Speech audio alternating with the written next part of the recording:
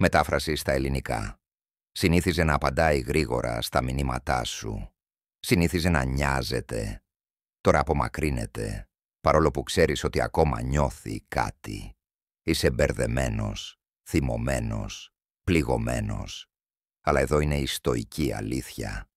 Μια γυναίκα μπορεί να σε αγνοεί και να είναι τρελά ερωτευμένη μαζί σου. Άφησέ με να εξηγήσω. Οι περισσότεροι άντρες το παίρνουν προσωπικά όταν μια γυναίκα τους αγνοεί. Νομίζουν ότι δεν νοιάζεται πια.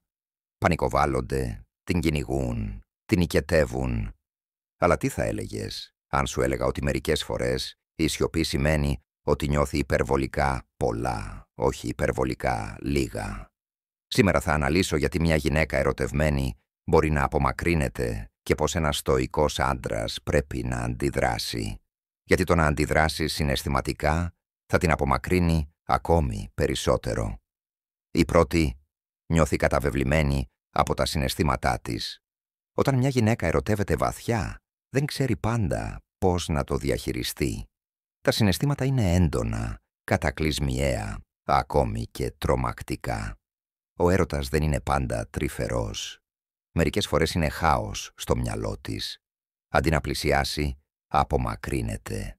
Όχι γιατί σταμάτησε να νοιάζεται, αλλά γιατί τρομάζει από το πόσο πολύ νοιάζεται. Η στοική σκέψη μας διδάσκει να μην αντιδρούμε στη θύελλα, αλλά να την παρατηρούμε.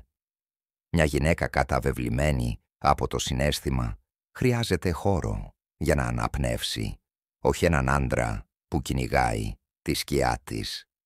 Αν της δώσεις αυτόν τον χώρο, της δίνεις την ασφάλεια να επιστρέψει. Δεύτερη, δοκιμάζει τη σταθερότητά σου. Οι γυναίκες δεν σε δοκιμάζουν από κακία. Σε δοκιμάζουν για να δουν αν είσαι κεντραρισμένος. Όταν σε αγνοεί, όταν απομακρύνεται, θέλει να δει.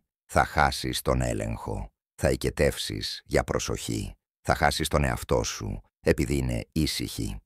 Ο στοικός άντρας παραμένει γειωμένος. Δεν κυνηγά επικύρωση. Κρατά το πλαίσιο. Ήρεμος, σίγουρος και αμετακίνητος.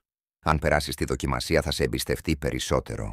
Όχι γιατί είπες κάτι έξυπνο, αλλά γιατί έμεινες σταθερός όταν εκείνη ταρακούνησε το έδαφος. Τρίτη, φοβάται μην χάσει τον έλεγχο. Ο έρωτας την κάνει να νιώθει ευάλωτη. Και η ευαλωτότητα δεν είναι εύκολη, ειδικά για μια γυναίκα που έχει πληγωθεί στο παρελθόν. Αν σε αγνοεί, ίσως προσπαθεί να ξαναπάρει τον έλεγχο. Να προστατεύσει τον εαυτό της από το να πέσει πολύ βαθιά. Και το να την κυνηγάς την κάνει να νιώθει ακόμη πιο εκτός ελέγχου. Έτσι απομακρύνεται. Αλλά ο στοικός άντρας ξέρει πως ο έλεγχος δεν βρίσκεται στο να πιέζεις. Ο έλεγχος είναι στο να αφήνεις και να εμπιστεύεσαι την αξία σου. Αν είναι πραγματικά δική σου, θα επιστρέψει. Αν όχι, μόλις γλίτωσες χρόνο. Τέταρτη, δεν θέλει να νιώσει εξαρτημένη. Κάποιες γυναίκες είναι πολύ ανεξάρτητες. Όταν ερωτεύονται, αυτό ταράζει την ταυτότητά τους. Αρχίζουν να χρειάζονται την παρουσία σου, τη φωνή σου, την ενέργειά σου. Και αυτό τις τρομάζει. Δεν θέλουν να νιώσουν ότι σε χρειάζονται. Γιατί η εξάρτηση μοιάζει με αδυναμία. Οπότε τι κάνουν? Απομακρύνονται. Σε αγνοούν. Όχι για να σε πληγώσουν, αλλά για να υπενθυμίσουν στον εαυτό τους ότι μπορούν να σταθούν μόνες. Η στοική αντίδραση. Μην προσπαθήσεις να επιβάλλεις οικειότητα. Σεβάσου την ανεξαρτησία της και συνέχισε να χτίζεις τη δική σου αυτοκρατορία. Αυτή η ισορροπία είναι που χτίζει τη μακροχρόνια έλξη. Πέμπτη. Περιμένει να δει αν θα την κυνηγήσεις. Μερικές φορές η σιωπή είναι στρατηγική. Θέλει να δει τι θα κάνεις όταν απομακρυνθεί. Θα οικετεύσεις. Θα απελπιστείς. Θα γεμίσεις το κινητό της μηνύματα. Ή θα συνεχίσεις να ζεις τη ζωή σου, συγκεντρωμένος, ατάραχος. Οι γυναίκες έλκονται από άντρες με σκοπό. Αν νιώσει ότι η σιωπή της σε καταρακώνει, η έλξη πεθαίνει. Αλλά αν δει ότι ο κόσμος σου δεν σταματά να γυρίζει χωρίς αυτήν, θα επιστρέψει. Όχι από ενοχή, αλλά από σεβασμό. 6. Θέλει να αποδείξεις ότι δεν είσαι όπως οι άλλοι, κάθε. Η γυναίκα έχει παρελθόν, πόνο, απογοητεύσεις, προδοσίες. Όταν αρχίζει να νιώθει κάτι αληθινό, οι παλιές πληγές της ψιθυρίζουν. Μην πλησιάζεις πολύ, θα πληγωθείς ξανά. Οπότε σε δοκιμάζει, σε αγνοεί, απομακρύνεται, όχι για να σε πληγώσει, αλλά γιατί φοβάται να πληγωθεί η ίδια. Και εκείνες τις στιγμές το πώς αντιδράς μετράει περισσότερο από οτιδήποτε πεις. Ο στοικός άντρας δεν αντιδρά με συναίσθημα. Αντιδρά με δύναμη, ηρεμία και υπομονή.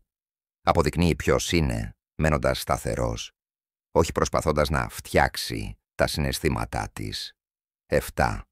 Προσπαθεί να διατηρήσει τη δύναμή της.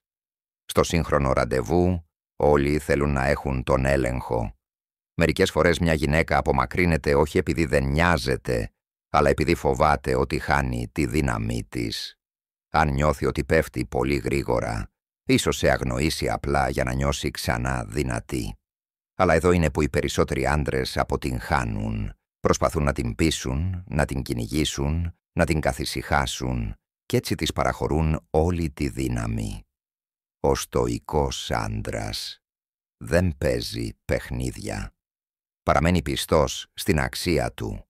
Δεν οικετεύει να τον επιλέξουν, γιατί ξέρει πως η σωστή γυναίκα δεν χρειάζεται να κυνηγηθεί. Τι δεν πρέπει ποτέ να κάνεις. Ας είμαστε ξεκάθαροι. Το να σε αγνοεί επανειλημμένα και με ασέβεια δεν είναι υγιής αγάπη. Μην στέλνεις διπλά μηνύματα. Μην παρακολουθείς τις ιστορίες της. Μην χάνεις τον ύπνο σου για τη σιωπή της. Άφησε τις πράξεις της να μιλήσουν. Εσύ μίλα μέσα από την ηρεμία σου, τον σκοπό σου και την πειθαρχία σου. Δεν κερδίζεις την αγάπη αποδεικνύοντας την αξία σου σε κάποιον που είναι μπερδεμένος για σένα. Ο στοικός άντρας τι κάνει? Παρατηρεί. Αποσυνδέεται συναισθηματικά. Παρακολουθεί όχι με φόβο αλλά με επίγνωση. Αν εκείνη απομακρυνθεί, δεν πανικοβάλλεται. Συνεχίζει να χτίζει τον εαυτό του, προστατεύει τον χρόνο του, οξύνει την εστίασή του. Κι αν εκείνη επιστρέψει, καλώς. Αν όχι, συνεχίζει να ανεβαίνει, γιατί η αξία του δεν εξαρτάται από την προσοχή της. Αυτός είναι ο άντρας που δεν ξεχνιέται. Η σκληρή αλήθεια είναι αυτή. Μερικές φορές οι γυναίκες σε αγνοούν όταν είναι βαθιά ερωτευμένες. Όχι για να σε πληγώσουν, αλλά γιατί παλεύουν με τον εαυτό τους. Αλλά η δική σου αντίδραση, αυτό είναι που ξεχωρίζει τους αδύναμους άντρες από τους δυνατούς. Αν παραμείνεις γειωμένος, υπομονετικός και αμετακίνητος, θα το νιώσει. Θα σε δει σαν τον άντρα που δεν οικετεύει, δεν λυγίζει και δεν κυνηγάει. Τον άντρα που σέβεται τον εαυτό του. Και στο τέλος σε αυτόν τον άντρα είτε θα επιστρέψει, είτε θα μετανιώσει βαθιά που τον έχασε.